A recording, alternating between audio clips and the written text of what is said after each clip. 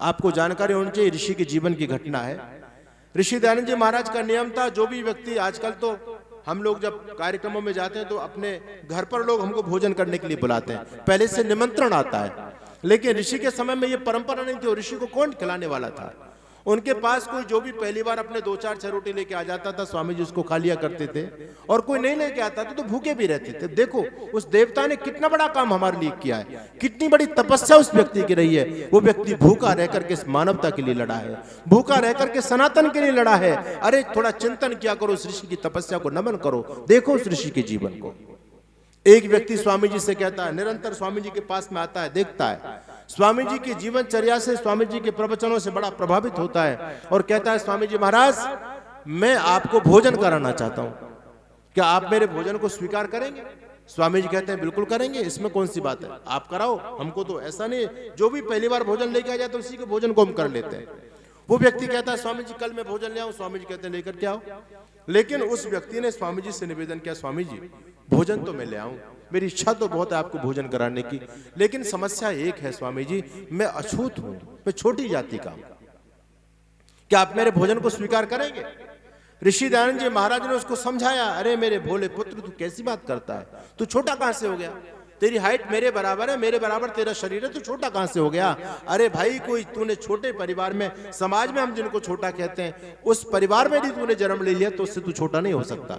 ये छोटा बड़ा, ऊंच नीच भेदभाव ये परमात्मा के द्वारा प्रदत्त नहीं है, ये तो समाज के कुछ धर्म के ठेकेदारों ने हमारे सनातन धर्म को लजाने के लिए, बर्बाद करने के लिए ऐसी कुत्सित परंपराएं समाज में प्रारंभ की हैं। ऋषि दयानंद जी महाराज ने कहा, देखो अगर ईश्वर हमको छोटा बड़ा पैदा करके भेजता तो कुछ बात समझ में आती, ये तो इंसान के द्वारा दी गई व्यवस्थाएं, और हम ईश्वर की व्यवस्था पर विश्वास करते हैं। इंसान की व्यवस्थाओं में कमियां होती हैं, ईश्वर की व्यवस्था में कोई कमी नहीं होती। यदि परमात्मा भेदभाव करना चाहता तो ब्राह्मण की शकल अलग प्रकार से बनाता, शूद्र की शकल अलग प्रकार से बनाता। ब्राह्मण का खून लाल होना चाहिए, शूद्र का खून नीला या काला होना चाहिए, किसी का रक्त पीला होना चाहिए, किसी का रक्त हरा होना चाहिए। अरे ब्राह्मण की आंख यहां पर लगा दो, शूद्र की आंख पीछे लगा दो। क्या परमात्मा ने कोई भेदभाव किया बनाने में? जब परमात्मा ने कोई भेदभाव नहीं किया तो फिर इंसान भेदभाव कैसे कर सकता है? ऋषि दयानंद जी महाराज ने कहा, ये सभी हमारे सनातन धर्म के पतन के कारण है, हम इन चीजों का खंडन करते हैं। आप भोजन लेकर के आइएगा, हम शहर से आपके भोजन को स्वीकार करेंगे। वो व्यक्ति दूसरे दिन स्वामी जी के लिए भोजन लेकर के आया। ऋषि दयानंद जी महाराज ने जैसे ही उसकी रोटी खानी शुरू की, कुछ लोग बैठे थे जो उस व्यक्ति को जानते थे, लोगों ने चिल्लाना शुरू कर दिया, स्वामी जी महाराज रुकिए, ठहरिए, क्या कर रहे हो आप?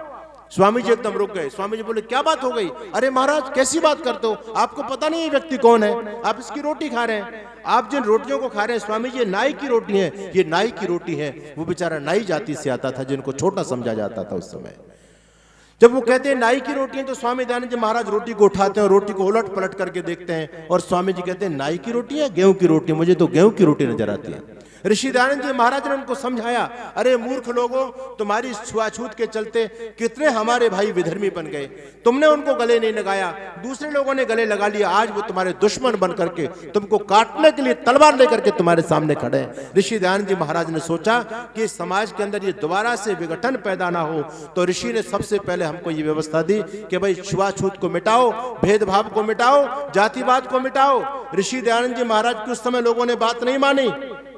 लोग कहते थे तो आर्य समाज के लोग ये छुआछूत नहीं मानते, सनातन धर्म को नाश करेंगे ये। आज भी बहुत सारे शंकराचार्य हैं, एक तो अभी मर गया कुछ समय पहले, वो ऋषि दयानंद को कोसता रहता था और कहता था आर्य समाज ने सारा सनातन धर्म भंग कर दिया और कोई मर्यादा नहीं छोड़ी सनातन धर्म के अंदर, कोई भी विधर्मी आता है उसको शुद्ध करके रख लेते हैं। अरे कोई शुद्ध भी होता है क्या?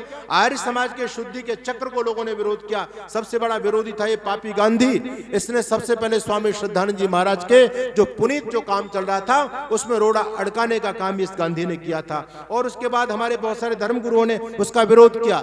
कास्टिज्म की व्यवस्था पर जब आर्य समाज ने प्रहार किया तो हमारे पौराणिक बंधु सामने आ गए और कहते नहीं ये भेदभाव तो होना चाहिए, शूद्र ब्राह्मण की बराबरी कैसे कर सकता है, शूद्र क्षत्रिय की बराबरी कैसे कर सकता है। लोग सामने आ गए, लेकिन आज जब तुमने उनको दुत्कारा और वो दूसरी जगह जा रहे हैं, अब जय भीम और जय भीम की बात जब होने लगी है तो आज शंकराचार्य भी उनके लिए दरवाजा खोल रहे हैं। आज हमारे बागेश्वर धाम जाकर के उनके आदिवासी परिवारों के पास में बैठ करके भोजन कर रहे हैं। अरे तुमने पहले ऋषि की बात को मान लिया होता तो लाखों की संख्या में हमारे भाई विधर्मी नहीं बने होते।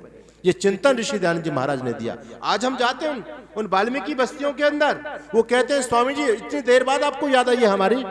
भाई जब हम दूसरी तरफ चलने लगे तब तुम हमको बहकाने के लिए आ रहे हो, पहले तुम कहां जा करके मर गए थे?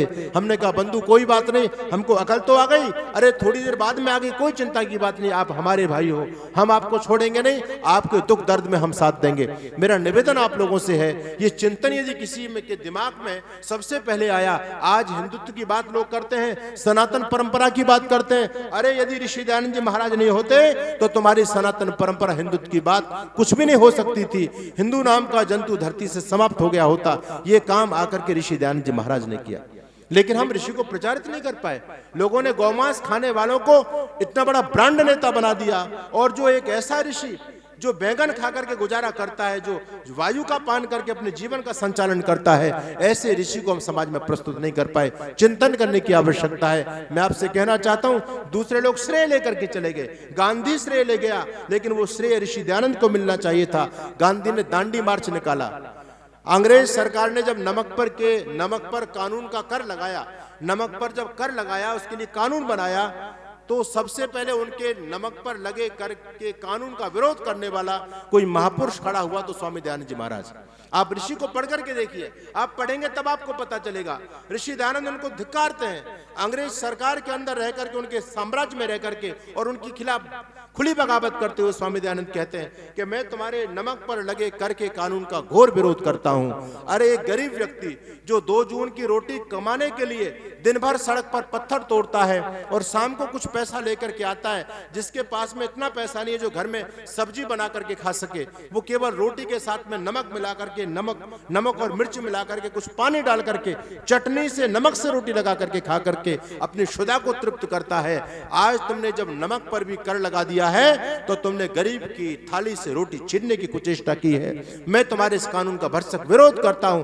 सबसे पहले नमक पर लगे कानून का विरोध ऋषि दयानंद ने कहा, और स्वामी जी ने कहा था अगर तुम कर लगाना चाहते हो तो ये तो गरीबों के उपयोग की चीज है, अगर तुम कर लगाना चाहते हो तो तंबाकू पर कर लगाओ, कर लगाना चाहते हो शराब पर कर लगाओ, कर लगाना चाहते हो अफीम पर कर लगाओ, जो मेरे देश के नौजवानों के चरित्र को बर्बाद करने वाली चीजें हैं उन पर तो तुम 4-4 गुना तुमको कर लगाना चाहिए, जिससे मेरा देश का नौजवान उन चीजों का कोई उपयोग नहीं कर सके। इन चीजों पर तो तुम कर नहीं लगाते, और जो हमारे दैनिक उपयोग की वस्तु है नमक, उस पर, उस नॉन पर तुमने कर लगाया है। मैं तुम्हारे कर के कानून का भरसक विरोध करता हूं। सबसे पहले विरोध किया था स्वामी दयानंद जी महाराज ने, लेकिन जब स्वामी जी महाराज विरोध करते थे तो लोग कहते थे ये भी कोई नमक पर भी कोई विरोध करने की बात है क्या? लेकिन जब गांधी ने दांडी मार्च निकाल दिया, अरे गांधी से 60 साल पहले ऋषि दयानंद जी महाराज ने इस पर काम किया था, नमक पर लगे कर के कानून का विरोध किया था।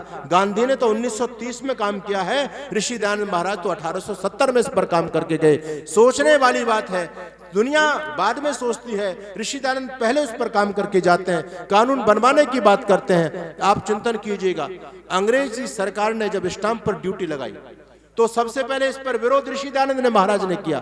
स्वामी दयानंद कहते हैं 3 चीजें देश में बिल्कुल निःशुल्क होनी चाहिए, शिक्षा, स्वास्थ्य और न्याय। अगर इन पर भी तुम कर लगाने लग जाओगे तो न्याय महंगा हो जाएगा, गरीब के हाथ से न्याय निकल जाएगा। इसलिए मैं स्टाम्प पर लगे कर का तुम मैं विरोध करता हूं।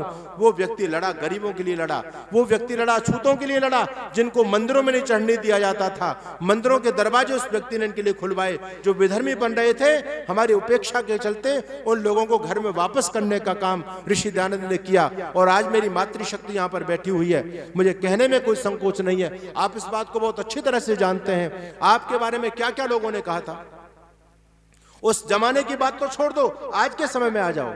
आज भी बड़े धर्म के ठेकेदार जो बने फिरते हैं, वो क्या कह रहे हैं कि स्त्री को यज्ञ करना नहीं चाहिए, स्त्री को गायत्री का पाठ नहीं करना चाहिए, स्त्री को यज्ञोपवीत नहीं पहनना चाहिए। ये तो आज के समय में कह रहे हैं बड़े बड़े धर्माचार्य।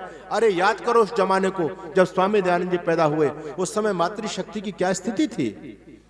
लेकिन सबसे पहले आपका वकील बनकर के आया, आपके साथ में जो खड़ा हुआ, आपके सम्मान और हक की लड़ाई जिस महापुरुष ने लड़ी, उस महापुरुष का नाम ऋषि दयानंद। किसी ने कहा कि स्त्रियों के अंदर आत्मा नहीं होती, किसी ने कहा ये पैरों की ज्योति होती है, किसी ने कहा ये केवल खेतियां होती हैं, किसी ने कहा ये तो केवल नरक के द्वार हैं, इनके साथ जो पुरुष रह लेता उसका जीवन सारा बर्बाद हो जाता है। लेकिन उन सारी मान्यताओं पर पानी फेरते हुए सबसे पहले ऋषि दयानंद जी ने महाराज ने कहा, यत्र नार्यस्तु पूज्यन्ते रमन्ते तत्र देवता। अरे जिस समाज में, जिस परिवार में स्त्रियों का सम्मान होता है, उस परिवार में देवता निवास करते हैं, वहां शांति होती है, वहां सुख होता है। आपके सम्मान की लड़ाई यदि सबसे पहले किसी महापुरुष ने लड़ी तो ऋषि दयानंद जी महाराज ने लड़ी।